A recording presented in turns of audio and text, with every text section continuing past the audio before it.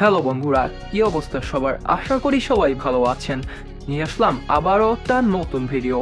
আর আজকের ভিডিওতে আপনারা জানতে পারবেন আজাইরা পাবলিক ইউটিউব চ্যানেলের একজন জনপ্রিয় অভিনেতা কোরবান চাচার বাড়ি গাড়ি, টাকা পয়সা, শিক্ষাগত যোগ্যতা এবং তার মাসিক ইনকাম সবকিছুই আলোচনা করা হবে আজকের এই ভিডিওতে। কোরবান চা একাধারে ইউটিউব, ফেসবুক এবং টিকটকে অনেক জনপ্রিয় একজন ব্যক্তি। তারা সবসময় আঞ্চলিক ভাষায় হাস্যরসাত্মকভাবে ফানি ভিডিও তৈরি করে থাকেন, আর তিনি আজাইরা পাবলিকের একটি অন্যতম ক্যারেক্টার প্লে করে থাকেন। আর এই কোরবান চা তার ভিডিওর একটা ক্যারেক্টার মাত্র।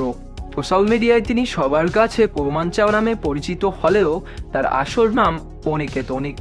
পরিবার, বন্ধুবান্ধব, আত্মীয় স্বজন সবাই তাকে অনিক নামেই ডাকে।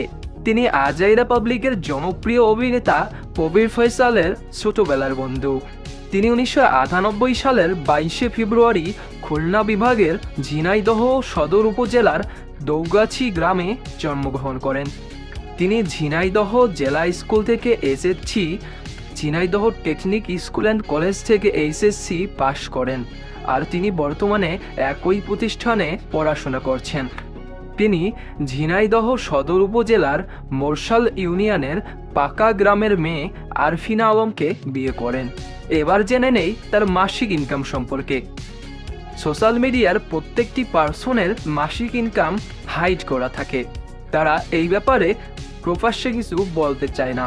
আর তাছাড়া সোশ্যাল মিডিয়ার মাসিক ইনকাম এক এক মাসে এক এক রকম হয়ে থাকে, তবে তারপরেও গড়ে তার মাসিক ইনকাম আনুমানিক 20 থেকে 30 হাজার টাকা অনুমান করা হয়।